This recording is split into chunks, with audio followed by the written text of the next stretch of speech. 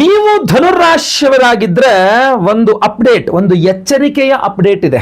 September 2ನೇ ತಾರೀಕಿನ ತನಕ ಒಂದು ಸಮಸ್ಯೆ ಇದೆ. ಅಂದರೆ ಶುಕ್ರನಿಂದಾಗಿ ಸಮಸ್ಯೆ ಇದೆ. ಸಮಸ್ಯೆಗಳು 4-5 ಇದ್ದಾವೆ. ಕಾರಣ ಶುಕ್ರ ಸೆಪ್ಟೆಂಬರ್ 2ನೇ ತಾರೀಕಿನ ತನಕ ಕನ್ಯಾ ರಾಶಿಯಲ್ಲಿ ನೀಚ ಸ್ಥಿತಿಯಲ್ಲಿ ಇರಲಿದ್ದಾನೆ. ಇದು ಧನುರಾಶಿಯವರಿಗೆ ಬಹಳ ದೊಡ್ಡ ಎಚ್ಚರಿಕೆ. ಅಲ್ಲಿ ತನಕ ಹಲವಾರು ವಿಚಾರಗಳಲ್ಲಿ, ಅಂದರೆ ಸೆಪ್ಟೆಂಬರ್ 2ನೇ ತಾರೀಕು ತನಕ ಧನುರಾಶಿಯವರು ಹಲವಾರು ವಿಚಾರಗಳಲ್ಲಿ ಎಚ್ಚರಿಕೆ ವಹಿಸಬೇಕಾಗ್ತದೆ.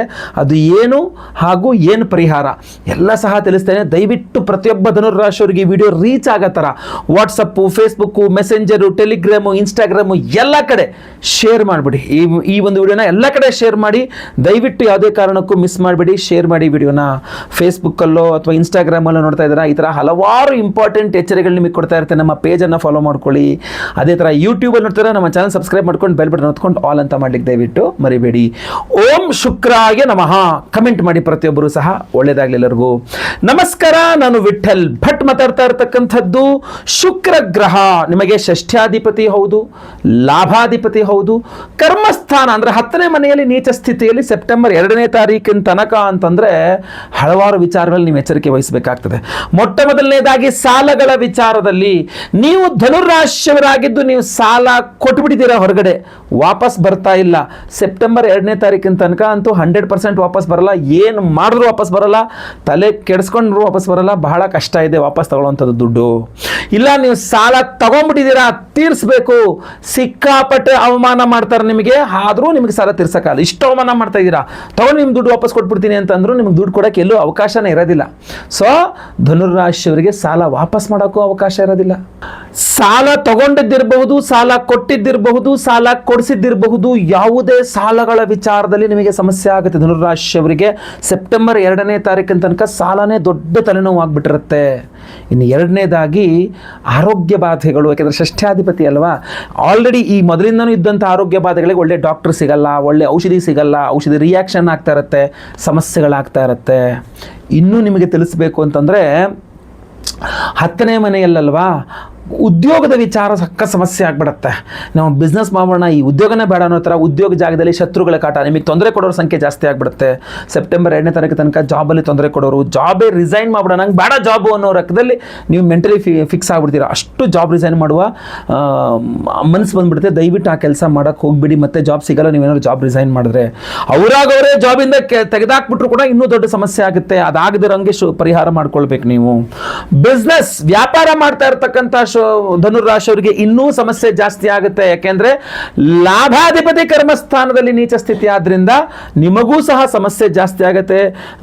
ನಷ್ಟ ಆಗುತ್ತೆ, ಮೋಸ ಹೋಗ್ತೀರಾ, ಯಾರಿಗೋ ಸಾಲ ಅಂತ ಕೊಟ್ಬಿಡ್ತೀರಾ ಬಿಸ್ನೆಸ್ ಆಗಲಿ ಅಂತೇಳಿ, ಅವ್ರು ದುಡ್ಡೇ ಕೊಡೋದಿಲ್ಲ, ಪೇಮೆಂಟ್ಗಳಾಗೋದಿಲ್ಲ, ತುಂಬಾ ಸಮಸ್ಯೆಗಳಾಗತ್ತೆ ಧನುರಾಶಿಯವರಿಗೆ. ಸೊ ಅದರಿಂದ ಬಹಳವೇ ಎಚ್ಚರಿಕೆಯನ್ನು ವಹಿಸಬೇಕು ವ್ಯಾಪಾರ ಮಾಡುವ ಧನುರಾಶಿಯವರು. ಇಷ್ಟಕ್ಕೆ ಮುಗಿತದ? ಇಲ್ಲ. ಯಾಕೆಂದ್ರೆ ಶುಕ್ರ ವಿವಾಹಕಾರಕ. ಮದುವೆ ವಿಚಾರದಲ್ಲಿ, ದಾಂಪತ್ಯದ ವಿಚಾರದಲ್ಲಿ, ಹಣಕಾಸಿನ ವಿಚಾರದಲ್ಲಿ, ದೂರ ಪ್ರಯಾಣದ ವಿಚಾರಗಳಲ್ಲಿ, ಹಲವಾರು ವಿಚಾರಗಳಲ್ಲಿ ಶುಕ್ರ ನಿಮಗೆ ತೊಂದರೆ ಕೊಡಲಿದ್ದಾನೆ. ಇಷ್ಟೆಲ್ಲ ಇದೆಯಲ್ಲ ನಿಮ್ಮನ್ನು ಹೆದರಿಸ್ತಕ್ಕಂಥದ್ದಲ್ಲ. ಇದು ನಿಮಗೆ ಎಚ್ಚರಿಕೆ ಕೊಡ್ತಾ ಇರ್ತಕ್ಕಂಥ ಸೆಪ್ಟೆಂಬರ್ 2ನೇ ತಾರೀಕು ತನಕ ಶುಕ್ರ ನೀಚ ಸ್ಥಿತಿಯಲ್ಲಿರೋದ್ರಿಂದ. ಸೊ ಅದರಿಂದ ಧನುರಾಶಿಯವರು ಏನು ಮಾಡಬೇಕು? ಪರಿಹಾರ ಮಾಡ್ಕೊಳ್ಬೇಕು. ಏನು ಪರಿಹಾರ ಮಾಡ್ಕೊಳ್ಬೇಕು? ಮನೆ ಹತ್ತಿರದಲ್ಲಿರುವ ಅಮ್ಮನವರ ದೇವಸ್ಥಾನ, ದುರ್ಗಾ ದೇವಸ್ಥಾನ ಯಾವುದೇ ಇರಲಿ, ಪ್ರತಿದಿನ ಹೋಗಿ ಕಾಲು ನೋವು ತನಕ ಪ್ರದಕ್ಷಿಣೆ ಮಾಡಿಕೊಂಡು ಅಮ್ಮನವರಿಗೆ ಅಭಿಷೇಕ ಮಾಡಿದೆ, ತೀರ್ಥ ಪ್ರಾಶನ ಮಾಡಿಕೊಂಡು ಕುಂಕುಮಾರ್ಚನೆ ಮಾಡಿದ ಕುಂಕುಮವನ್ನು ಹಣೆಗಿಟ್ಕೊಳ್ಳಿ. ಪ್ರತಿದಿನ ಲಲಿತಾ ಸಹಸ್ರನಾಮವನ್ನು ಕೇಳಿಸ್ಕೊಳ್ಳಿ. ಪ್ರತಿದಿನ ದುರ್ಗಾ ಅಷ್ಟೋತ್ರ, ಆಮೇಲೆ ಶುಕ್ರ ಅಷ್ಟೋತ್ರ ಪ್ರತಿದಿನ ಸಹ ನೀವು ಪಠನೆ ಮಾಡಿ. ದುರ್ಗಾ ಕವಚ, ದೇವಿ ಕವಚ ಓದ್ಕೊಂಡ್ರೆ ತುಂಬಾ ಒಳ್ಳೆಯದು. ಮುತ್ತೈದರಿಗೆ ಅರ್ಶನ, ಕುಂಕುಮ, ಬಿಳಿದೆಲೆ, ಅಡಿಕೆ, ತೆಂಗಿನಕಾಯಿ ಇತ್ಯಾದಿ ಸೌಮಾಂಗಲ್ಯ ದ್ರವ್ಯಗಳನ್ನು ಕೊಡ್ತಕ್ಕಂಥದ್ದು ಬಹಳ ಒಳ್ಳೆಯದು. ಅವರಿಗೆ ಕೊಟ್ಟು ಅವ್ರ ಕಾಲಿಗೆ ಬಿದ್ದು ನಮಸ್ಕಾರ ಮಾಡ್ಕೊಳ್ತಕ್ಕಂಥದ್ದು ಒಳ್ಳೆಯದು. ಇಲ್ಲ ಇನ್ನೂ ಪವರ್ಫುಲ್ ಆಗಿರ್ತಕ್ಕಂಥದ್ದು ಬೇಕಾ? ಇನ್ನೂ ಅತ್ಯದ್ಭುತವಾದ ಪವರ್ಫುಲ್ ಪರಿಹಾರ ನಿಮಗೋಸ್ಕರ ನಾವನ್ನು ಮಾಡಿ ನಿಮಗೋಸ್ಕರ ಒಂದು ವಿಶೇಷ ಪ್ರಸಾದವನ್ನು ಕೊಡ್ತಾ ಇದ್ದೇವೆ. ಅದರ ಬಗ್ಗೆನೂ ಸಹ ನೀವು ತಿಳ್ಕೊಳ್ಬೇಕು. ಆಗಸ್ಟ್ 12ನೇ ತಾರೀಕು ಭೀಮನ ಅಮಾವಾಸ್ಯೆ ಮಹಾಸೂರ್ಯಗ್ರಹಣದ ದಿವಸ ನಮ್ಮ ಯಾಗಶಾಲೆಯಲ್ಲಿ ಅದ್ಭುತವಾಗಿರತಕ್ಕಂತಹ ಶೂಲಿನಿ ದುರ್ಗಾ ಹೋಮವನ್ನು ಮಾಡ್ತಾ ಇದ್ದೇವೆ. ಅದು ಶುಕ್ರನ ಅಭಿಮಾನಿ ದೇವರು ಗೊತ್ತಾಯ್ತಲ್ವಾ. ಸೊ ಶುಕ್ರ ಶಾಂತಿಯನ್ನು ಮಾಡಿ ಶೂಲಿನಿ ದುರ್ಗಾ ಹೋಮವನ್ನು ಮಾಡಿ, ಅವತ್ತು ಮಹಾ ಸೂರ್ಯಗ್ರಹಣ ಇರೋದ್ರಿಂದ ಸಹಸ್ರ ರವಿ ಶಾಂತಿ ಹೋಮವನ್ನು ಮಾಡ್ತಾ ಇದ್ದೇವೆ. ನಿಮಗೆ ಬಹಳ ಇಂಪಾರ್ಟೆಂಟ್ ಆಗಿರತಕ್ಕಂತಹ ಒಂದು ದೇವತಾರಾಧನೆ ಹಾಗೂ ವಿಶೇಷವಾದಂತಹ ಪ್ರಸಾದವನ್ನು ಕೊಡ್ತಾ ಇದ್ದೇವೆ. ನಿಮಗೆ ರಾಜಯೋಗವನ್ನು ಕೊಡ್ತಕ್ಕಂಥ ರಾಜವರ್ಧನ ಮಣಿ ಉಂಗುರವನ್ನು ಕೊಡ್ತಾ ಇದ್ದೇವೆ ಪ್ರತಿಯೊಬ್ಬರಿಗೂ ಸಹ, ಸಂಕಲ್ಪ ಸೇವೆ ಕೊಟ್ಟವರಿಗೆ. ಸ್ಕ್ರೀನ್ ಮೇಲೆ ಕಾಣುವಂಥ ನಂಬರ್ಗೆ ನಿಮ್ಮ ಹೆಸರು, ಗೋತ್ರ ಗೊತ್ತಿದ್ರೆ, ನಕ್ಷತ್ರ ಗೊತ್ತಿದ್ರೆ, ನಿಮ್ಮ ರಾಶಿ ಹಾಗೂ ನಿಮ್ಮ ವಿಳಾಸವನ್ನು ವಾಟ್ಸಪ್ ಮಾಡ್ಕೊಳ್ಳಿ ಸಾಕು. ಅವತ್ತು ಲೈವ್ ಅಲ್ಲಿ, ಅವತ್ತು ಬುಧವಾರ, ಆಗಸ್ಟ್ 12ನೇ ತಾರೀಕು ಬುಧವಾರ ಅಮಾವಾಸ್ಯೆ, ಭೀಮನ ಅಮಾವಾಸ್ಯೆ ದಿವಸವೇ ಮಾಡ್ತಾ ಇದ್ದೇವೆ ಈ ವಿವಾಹ ದಾಂಪತ್ಯ ಸಮಸ್ಯೆಗಳ ಪರಿಹಾರಕ್ಕೆ ಸ್ವಯಂವರ ಪಾರ್ವತಿ ಹೋಮವನ್ನು ಮಾಡ್ತಾ ಇದ್ದೇವೆ. ಅದರಲ್ಲೂ ಈ ವಿಶೇಷವಾಗಿರತಕ್ಕಂಥ ರಾಜವರ್ಧನ ಮಣಿ ಉಂಗುರ ಎನರ್ಜೈಸ್ ಆಗುತ್ತೆ ಅದಲ್ವಾ. ಶುಕ್ರ ಶಾಂತಿ ಹೋಮ, ಗುರು ಶಾಂತಿ ಹೋಮ, ಶನಿ ಶಾಂತಿ ಹೋಮವು ಸಹ ಆಗ್ತದೆ. ಸೊ ಈ ವಿಶೇಷವಾಗಿರತಕ್ಕಂಥ ಹೋಮಗಳಲ್ಲಿ ನೀವು ಸಂಕಲ್ಪ ಸೇವೆ ಕೊಟ್ಕೊಂಡ್ರೆ ಅವತ್ತು ಲೈವ್ ಅಲ್ಲಿ ನಿಮ್ಮ ಹೆಸರು ಸಂಕಲ್ಪ ಆಗುತ್ತೆ. ಅವತ್ತು ಸೂರ್ಯ ಗ್ರಹಣನೂ ಇರೋದ್ರಿಂದ ಇಲ್ಲಿ ಆಚರಣೆ ಇಲ್ಲ, ಯಾಕೆಂದ್ರೆ ಇಲ್ಲಿ ಕಾಣಿಸ್ತಾ ಇಲ್ಲ, ಆದರೆ ಅದರ ಪ್ರಭಾವ ಇರುತ್ತೆ. ಸೂರ್ಯಗ್ರಹಣದ ದುಷ್ಪ್ರಭಾವವು ಪರಿಹಾರವಾಗಿ ಶುಭ ಫಲವೂ ನಿಮಗೆ ಚೆನ್ನಾಗಿ ಸಿಗಬೇಕು.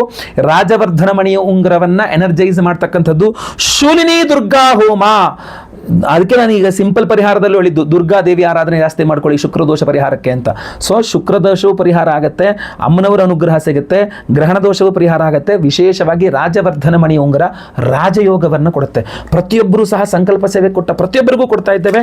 ಇದೆಲ್ಲರೂ ಸಹ ಧಾರಣೆ ಮಾಡ್ಕೊಳ್ಬಹುದಾಗಿರ್ತದೆ.